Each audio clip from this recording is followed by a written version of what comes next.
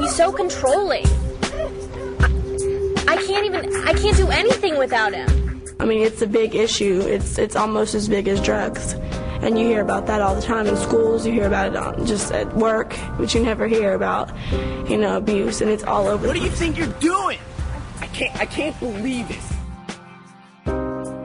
When you tell an alcoholic they're an alcoholic, they don't listen. They're like, no, I don't have a problem. That's exactly how it is. You're like, no, I'm not in an abusive relationship. Until you step out of it and you actually look at the big picture. You keep kidding yourself. You're thinking, it's got to get better. It's going to get better, Then you realize it's not. And you realize you've been kidding yourself all this time. Well, you're in way too deep.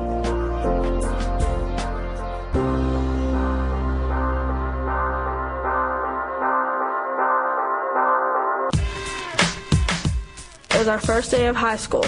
So it was like, there was new people, lots of new people, and he was there with his brother. It was basically like he didn't have the time for me at that moment. Yeah, so I don't interrupt. So I guess he wanted me to go away. Doesn't concern you. Get out of here! And he just turned around and hit me in my arm. And that was the very first time that I ever was hit.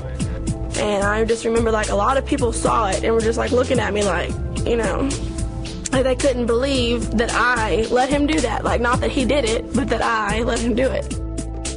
Last summer, I had gone to summer school, and there was this guy in my summer school class, and he was your everyday football player. All the girls loved him. He had nice style. He had the money, everything. And he picked me. He liked me. So, of course, I was like, oh, my God. And I had always been the outcast at school, never really hanging out with the popular group. And so, we started dating, and then about 2 weeks into the relationship, he was telling me, if you don't give me the attention I need, then I'm going to go get it from somebody else. And at first I was scared. I was like, oh, I don't want to lose him. So, I gave him the attention. And he was making me not hang out with my friends, making me go over to his house at 2 o'clock in the morning. Ridiculous stuff.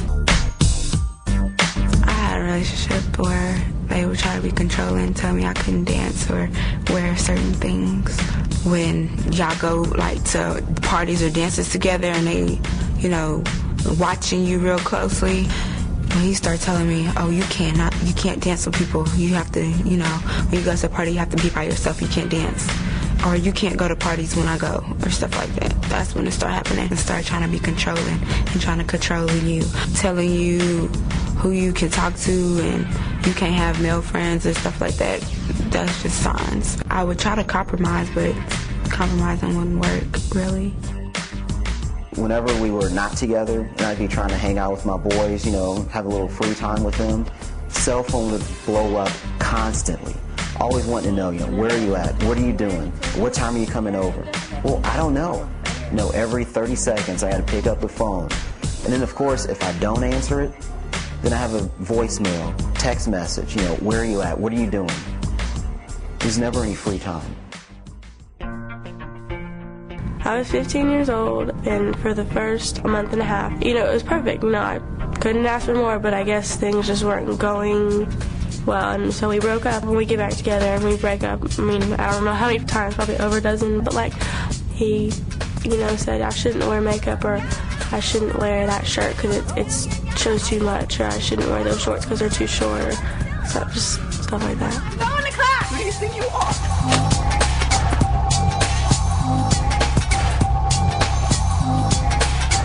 He wanted to spend all of his time with me, but yet he could still have his own friends that, he can go and do whatever. But, I had to isolate myself at home. I lost all my friends, and I didn't do anything except sit at home and watch TV. Something felt wrong.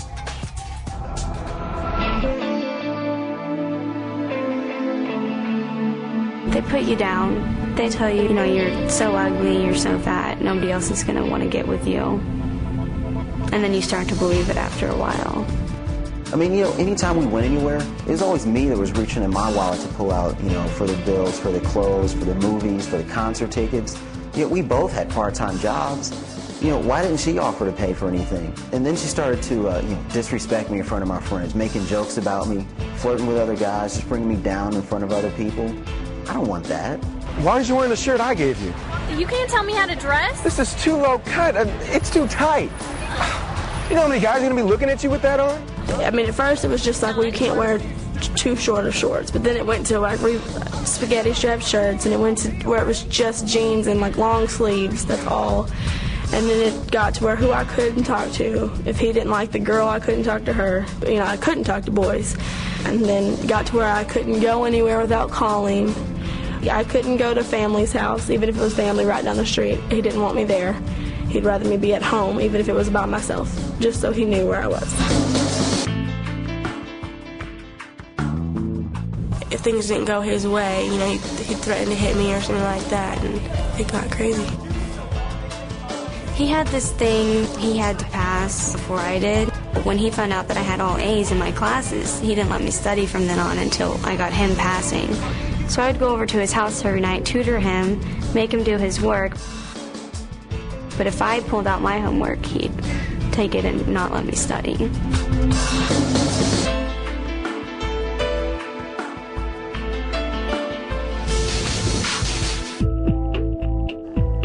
You know, I guess you start thinking you're not going to get another one. You know, you're willing to put up with anything. At least I was. It's like you forget details about the bad times, but you remember details about the good times. And I mean, it's a struggle, because it's like one minute you're like, I want out of this, and I'm gonna get out of this no matter what it takes. But then the next minute you're like, oh, I don't want to, and then you go back, and it's like it's off and on, off and on. But then as it starts to escalate and get worse, you kind of felt like you'll never find anybody else, or that if you do, they're gonna all be that way. But when you sit there and forgive, they're going to start taking advantage of you and stop respecting you. I was just depressed, and my grades had dropped. I had made all A's. You don't want to shower in the morning. You don't want to get up and shower. You just get up, put clothes on, go to school. If you're mentally abused, then that can shoot you down just as much as a fist could.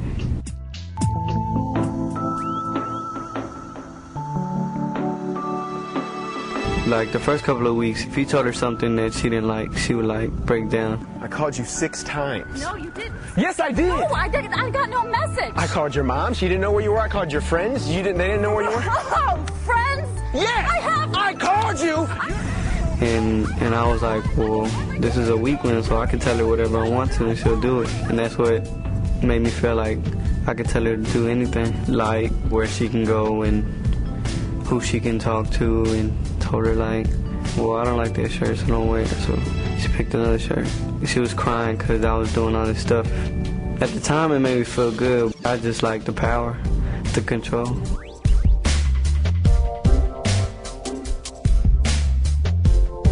When I was thinking about it, I was like, man, I'm a punk. I can't believe I did all of that stuff to her. And she was nice to me.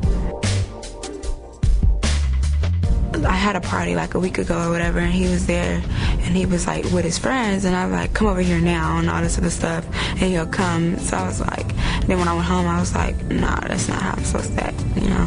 Where I feel myself being kind of controlling, but I try to stop myself. Yeah, you can't change them, which is what I had always told myself. I was like, oh, he'll change, he cares about me, he's gonna change. They're not gonna change themselves unless they want to change themselves. When I was in school, I didn't know any of the signs of controlling or abusive relationships until I had gotten in one, and I went to counseling, and then I learned, and now I see it all the time. It just happened in health class one day. We were watching, we got on the topic of abuse, and we were watching a video, and that's when it clicked. And the way that relationship was exactly the way that mine and my boyfriend was. If your boyfriend starts telling you that it's not important to hang out with your family anymore, and that it's more important to hang out with him, that's the biggest warning sign ever. You know, I kind of felt bad about myself. I started wondering, you know, what kind of a person am I? What what do I want out of life? You know, is this how I want to be treated the rest of my life? The answer is no. You know, I want respect. I want to be able to give someone respect, and I want respect back. Just ways that, you know, he would talk to me. I wouldn't even let my own father talk to me like that. I mean, he was putting me down more than I'd ever been put down in my life. And so it was just like, you know, you don't realize it until you step back from it and take some time and look at it.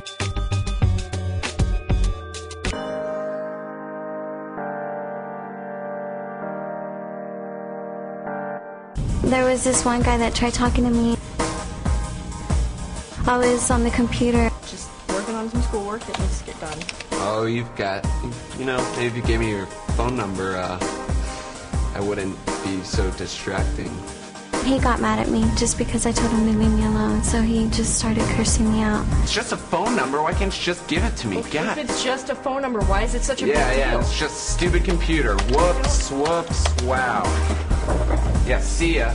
I felt like, what's going on? You know, I don't even know you. I just told the principal, and she dealt with it, and she took care of it. Like, the first time you even see them be abusive, or like they're gonna hit you, or they get loud and they don't know how to control it, and that's when you should leave a person. I don't think you should waste any time when you even have the little bit of a feeling that it's going to get abusive. Just either get away and just break up with them. I mean, don't talk to them. And if it gets to the point where they're not leaving you alone, then take it to somebody. Take it to your parents. Take it to the police. Do something. I mean, it's like you don't ever have to be abused by anyone. Ask a family, ask a friend, you know, ask anyone. The important thing is that you're not dealing with it yourself, that you're trying to talk with someone and work it through. Because you're not going to deal with it alone. You shouldn't have to. I just did it cold turkey. I broke it off, didn't answer the calls, you know, changed my number, everything. And I salute anybody who can do that. Get your stuff back on your feet, and then when you realize that you're ready for a relationship again, get to know that person and know that he won't make the mistakes, or she won't make the mistakes that your ex-boyfriend or girlfriend did. Think about before you start yelling and, you know, throwing things. You can always sit down and think about stuff. I mean, you could talk it out. There's a moment right before you hit someone that you could stop. You could say, wait a minute, you know, this is not right. Basically, you gotta give respect to get respect. Doing what you're doing to your partner is just gonna make your partner feel bad, and you want to see your partner to be happy.